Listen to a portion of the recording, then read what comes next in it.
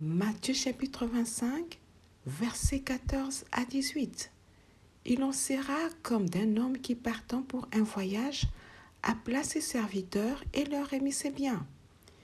Il donna 5 talents à l'un, 2 à l'autre et 1 au troisième, à chacun selon sa capacité, et il partit. Aussitôt, celui qui avait reçu les 5 talents s'en alla, les fit valoir et y gagna 5 autres talents. De même, celui qui avait reçu les 2 talents en gagna 2 autres. Celui qui n'avait reçu qu'un alla faire un creux dans la terre et cacha l'argent de son maître.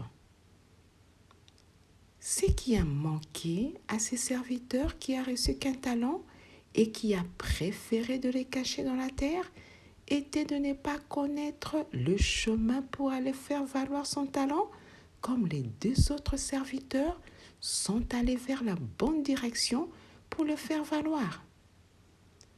Ainsi, ce troisième serviteur qui avait reçu qu'un talent fut qualifié par le Seigneur au verset 26 de Matthieu 14 comme étant méchant et paresseux. Or, au départ, le Seigneur le qualifia comme étant un serviteur avec un S en majuscule en termes de grand. Certains grands de la société cachent l'argent qu'ils ont reçu du bon maître à cause de leur talent, tandis que ceux qui ont reçu de l'argent en provenance du mauvais maître sont obligés de manifester leur talent, de dépenser de grosses sommes quotidiennement, condition sine qua non pour continuer à recevoir de l'argent du mauvais maître de manière ténébreuse.